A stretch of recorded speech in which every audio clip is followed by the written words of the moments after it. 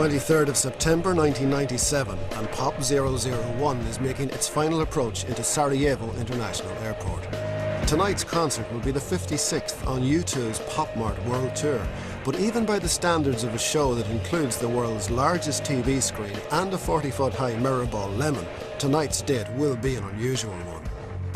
The rest of the Pop Mart Tour was organised in 1997, but this show was arranged before then. 4 years before, on the evening of July the 3rd, 1993. We need to understand what was going on back then. Thank you for joining us live on the air. My pleasure. The band were in the middle of the Zeropa leg of the Zoo TV tour, a hyperactive assault of a rock show that had seen U2 completely reinvent themselves, seeming to wave goodbye to the worthy but worried foursome that had conquered the world with a bare stage, 3 chords and the truth. The U2 that strutted in front of the giant screens of Zoo TV was a very different animal. The message, however well disguised, was the same, but the medium was different. This was the 90s, the age of CNN, the news live and on call 24/7. Watch me, the channel yelled out, I'll tell you things all day. But in a world of 24-hour news coverage, it quietly came to pass that the news needed to be more than just news. The news also had to be entertainment, and if it wasn't entertaining, it could not by definition be news at all. But at least there was lots of it. Total media overload, in fact. And this was the world of first Zoo TV and then Zeropa set out to surf and channel hop. This was the great contradiction at whose heart the band sat, holding up a mirror to it all, smiling and pointing, but definitely not preaching. That's all, folks! And then along came Bill Carter. Here is my whole heart to you. I love you, I love Sarajevo. Metal. Bill Carter was an American aid worker in the besieged city of Sarajevo. Go! Get it! You on? By mid-1993, the siege of Sarajevo, in fact the whole awfulness of the fracture of Yugoslavia, was no longer making the news.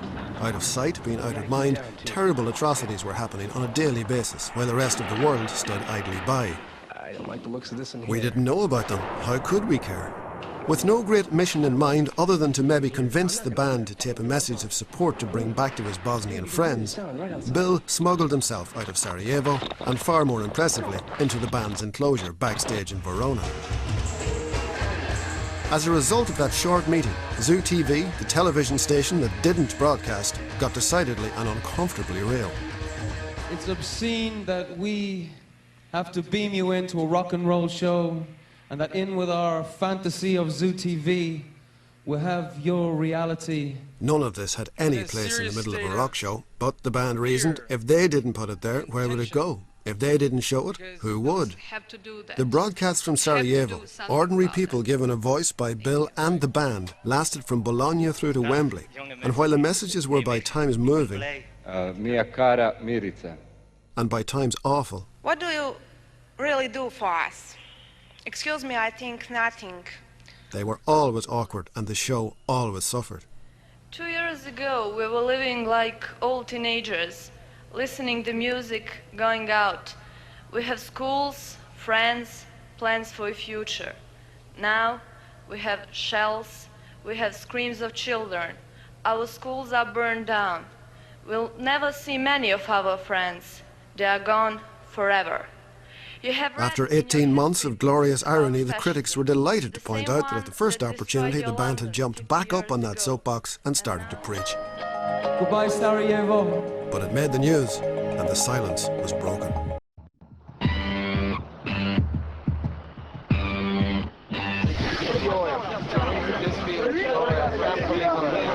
I can't believe we managed to pull it off. I don't even believe it.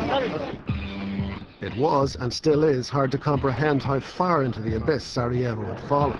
It's worth remembering that only a few short years before, Sarajevo had been the centre of international attention for entirely different reasons.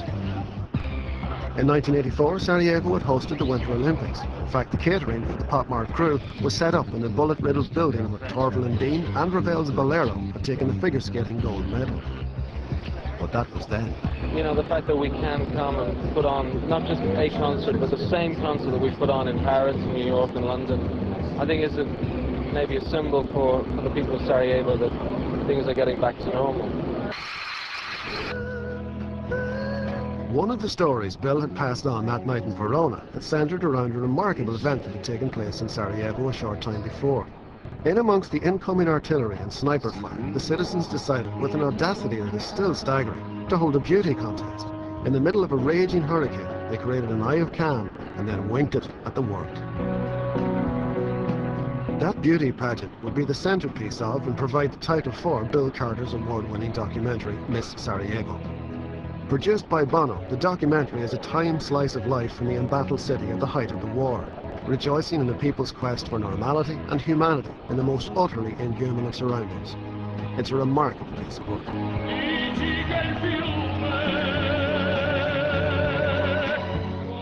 But the muse that was Miss Sarajevo wasn't done yet.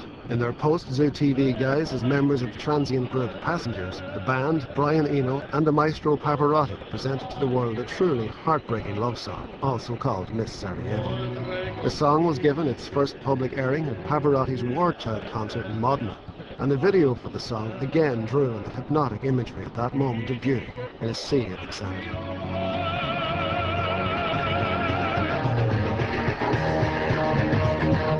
But obviously our story doesn't end in Modena. Backstage that night in Verona, a promise had been made. The band had said they would play Sarajevo. Indeed, they had tried to organise it there and then. That hadn't happened. But the promise had not been made idly. 4 years later, the Pop-Mart Circus rolled into town. Well, that was nice and relaxing. Relaxing? Yes. Well, we've never been greeted up by 100 troops before. I guess nothing in Sarajevo is normal.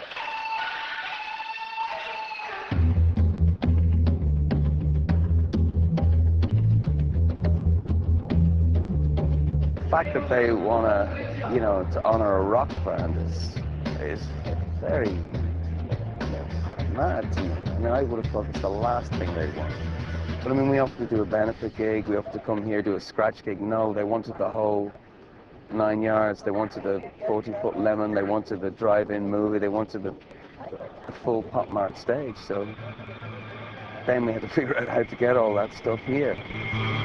Maybe not even the band fully realised how many people were involved in fulfilling their promise.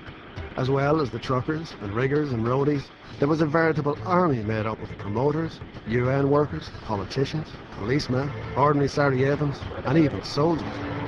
Airports and roads were opened, checkpoints manned and guarded, barriers lifted, ceasefires established, safe passage guaranteed. Favours were called in, arms were twisted. Nobody underestimated the importance of this event happening.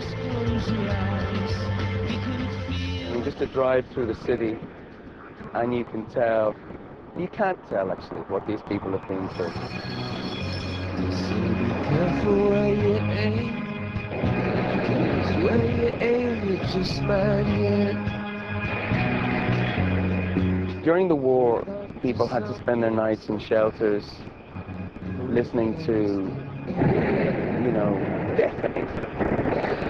deafening rock and roll music to drown out the sounds of the shells and the mortars falling over their heads. And I guess, U2 was part of that noise. There's a connection there. It's hard to be honest with you to figure out what's happening here.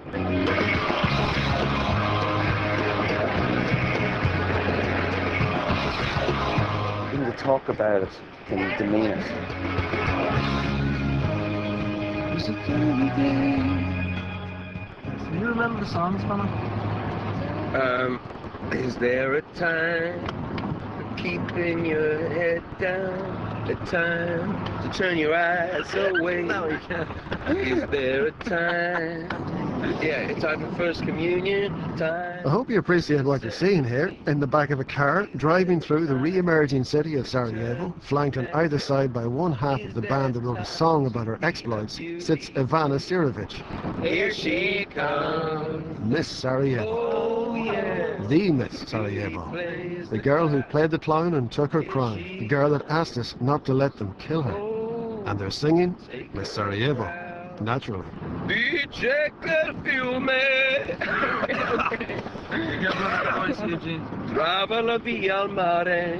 che come il fiume giungerai a me, oltre i confini e sotterrate, i confini, l'amore giungerà.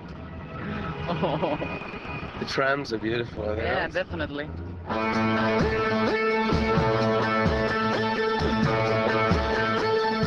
This concert's about a return to normal life. That's what they want. And they don't want our patronage, they don't want our pity. They don't want us to kiss their ass. They want us to kick their ass.